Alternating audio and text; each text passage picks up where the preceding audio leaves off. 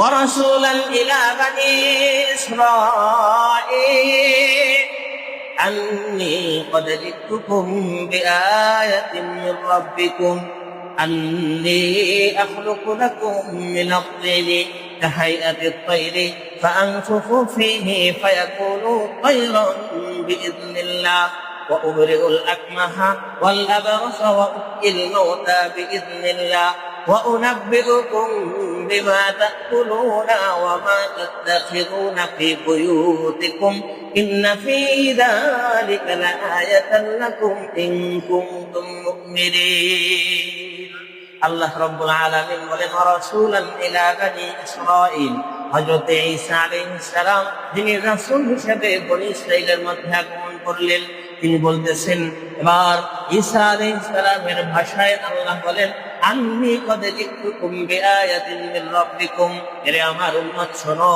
আমি তোমাদের রবের পক্ষ থেকে তোমাদের জন্য মুজিজা নিয়ে আসছি, আয়াত নিয়ে আসছি, নিদর্শন নিয়ে আসছি।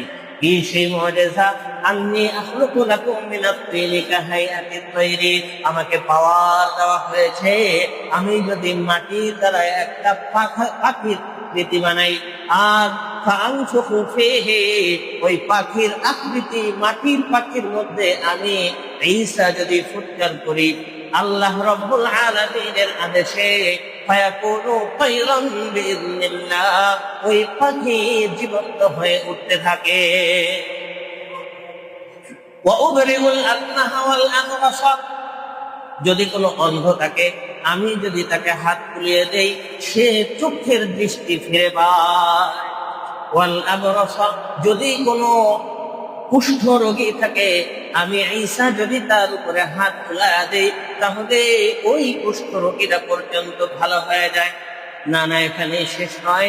ওয়া উহয়িল মাউতা বিইذنিল্লাহ, কোন একজন মৃতকেও আমি ঈসা আল্লাহ তাআলার অনুমতি ক্রমে জীবিত করতে পারি।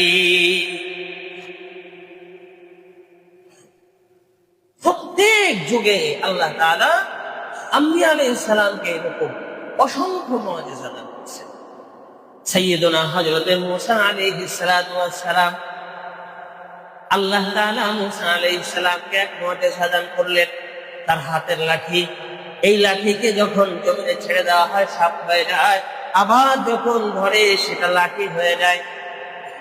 আল্লাহ তাআলা আরো তাকে মুজিজা দান করলেন, তিনি যদি বগলের নিচে হাত দাবায়, হাত রাখে, সাথে সাথে এই হাত আল্লাহ তাআলা অটোমেটিক লাইটের পাওয়ার দান করে দেন। সুবহানাল্লাহ। ওয়া মা তিলকা বিয়ামিনিকা ইয়া মূসা ক্বালা হিয়া আসাই আতাওয়াক্কাউ আলাইহা ওয়া আহুশু বিহা আলা গনামি ওয়া লিয়া ফিহা মাআরিব উখরা قال ألقها يا موسى فألقاها فإذا هي حية تسعى قال خذها ولا تخف سنعيدها سيرتها الأولى মুসা রে, তোমার হাতে এটা কি? আল্লাহ তাআলা কি জানেন কি জানেন না? জোরে বলেন না, জানেন কি জানেন না? তারপরেও আল্লাহ তাআলা জিজ্ঞেস করতেছেন, এটাই এই প্রশ্নের ধরন। আল্লাহ তাআলা জানার জন্য মূসাকে সতর্ক করার জন্য বলতেছেন, বলো মূসা তোমার হাতে কি? মূসা আলাইহিস সালাম বলেন, আমার হাতে একটা লাঠি, যে লাঠির মাধ্যমে আমি ছাগলকে ঘাস পেড়ে, গাছের পাতা পেড়ে খাওয়াই, অন্যান্য কাজে লাগে। আল্লাহ রাব্বুল আলামিন বললেন, মূসা রে, তোমার এই লাঠিটা তুমি জমিনে ছেড়ে দেখো, আমি রব্বুল আলামিনের হুকুমে সেটা সাপ হয়ে যাবে। মূসা আলাইহিস সালাম জমিনে ছাড়লেন, হাতের লাঠি হঠাৎ সাপের আক্রমণ নিল, আকৃতি নিল, যেটা দেখে স্বয়ং মূসা আলাইহিস সালাম ভীত সন্ত্রস্ত হয়ে গেলেন। আল্লাহ বলেন, লা তাখাফ, মূসা রে তুমি ভয় পেও না, আমি ওই লাঠিকে পুনরায় আবার পূর্বের আকৃতিতে ফিরিয়ে দিতেছি, তুমি তাকে ধরো। এভাবে করে প্রত্যেক নবীকে আল্লাহ তাআলা মুজিজা দান করলেন। এক একজনের তা বর্ণনা করলে এক একদিন লাগবে। আল্লাহ রাব্বুল ইজ্জাত আখিরি জামানার পয়গম্বর রাসূল আরবি মুহাম্মাদুর রাসূলুল্লাহ সাল্লাল্লাহু আলাইহি ওয়াসাল্লামকেও অসংখ্য অগণিত মুআজিজা দান করলেন। তার মধ্য থেকে অন্যতম জীবন্ত এক মুআজিজার নাম হলো আল কোরআন।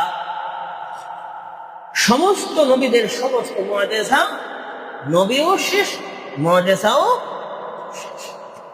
কিন্তু আল্লাহ রাব্বুল ইজ্জাত এক ঐতিহাসিক মুআজিজা আম্বিয়া হযরতে মুহাম্মদুর রাসূলুল্লাহ সাল্লাল্লাহু আলাইহি ওয়াসাল্লামকে দান করলেন। যতদিন পর্যন্ত কিয়ামত সংঘটিত না হবে, দুনিয়া যতদিন পর্যন্ত বহাল থাকবে, ততদিন পর্যন্ত এই মুআজিজাও দুনিয়াতে বহাল থাকবে। আল্লাহু আকবার।